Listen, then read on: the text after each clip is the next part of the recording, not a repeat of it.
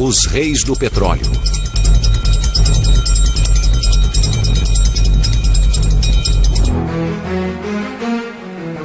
John Rockefeller, um ambicioso jovem de 24 anos, percebeu rapidamente que poderia se aproveitar da situação para fazer fortuna.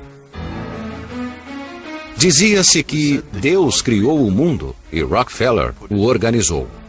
Por trás de seu sucesso havia uma intuição visionária, uma energia implacável e um desprezo total pela lei.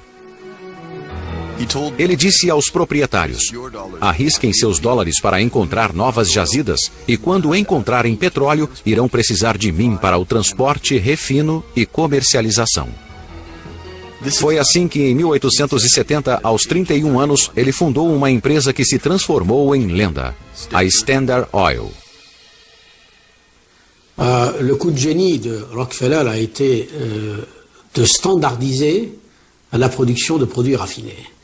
Tout est dans le mot standard que l'on trouve dans le nom de son groupe, du groupe de l'Empire qu'il a créé. À partir du moment où l'on pouvait mettre sur le marché un produit ayant des normes, des spécifications standards, pouvant être utilisées par des gens très différents, la voie a été ouverte à l'utilisation à grande échelle du pétrole.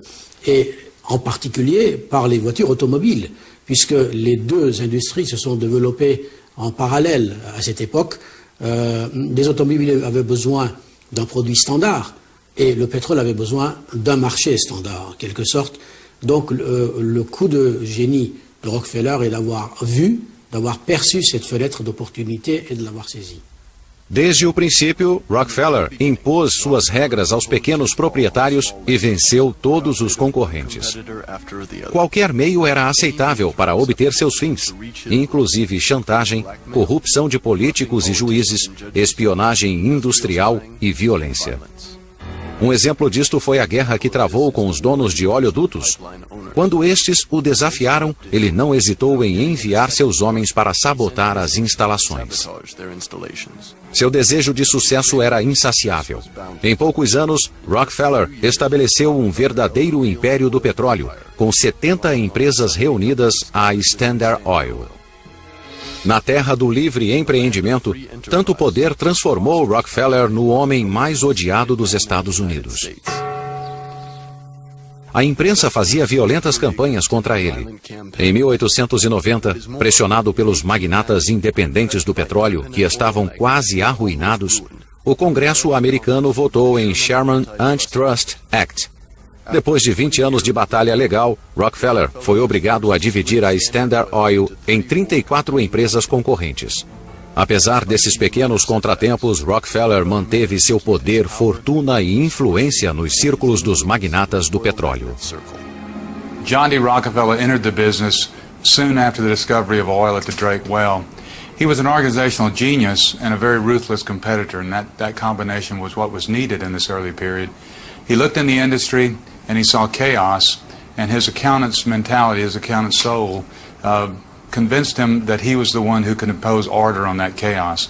Over about 30 years, he moved toward the model of vertical integration, connecting refining to transportation to marketing and finally oil production into the mix. And that did become the model for every major oil-related company in America for the next 50 to 75 years. Com a globalização industrial, o modelo de Rockefeller foi adotado na Europa pela empresa anglo-holandesa, cujo símbolo é uma concha de vieira. A Royal Dutch Shell nasceu do encontro de dois aventureiros, Marcus Samuel e Henry Detterding. O primeiro possuía uma empresa de transportes chamada Shell, que, como o nome indica, transportava conchas exóticas da atual Indonésia para a Holanda. O outro dirigia uma pequena empresa de petróleo, a Royal Dutch, que explorava uma jazida perto de Sumatra. Depois de muita luta, os dois decidiram formar uma holding, a Royal Dutch Shell, em 1909.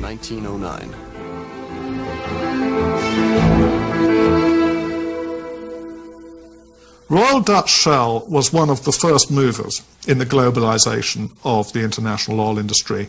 One of the two first movers, really, the European equivalent, if you like, of J.D. Rockefeller's Standard Oil. The most powerful man in this new combination was Henry Detterding, and he was really the equivalent European figure of John D. Rockefeller in the United States. He transformed Royal Dutch Shell into a global oil company before World War I. Logo, a Royal Dutch Shell concorria com a Standard Oil em todas as jazidas do mundo. Na Romênia, por exemplo, na fronteira com os Cárpatos, a antiga exploração artesanal de petróleo passou por uma verdadeira revolução industrial no final do século XIX. Embora existissem muitas outras empresas estrangeiras, a Shell e a Standard Oil controlavam a maior parte do petróleo desse país.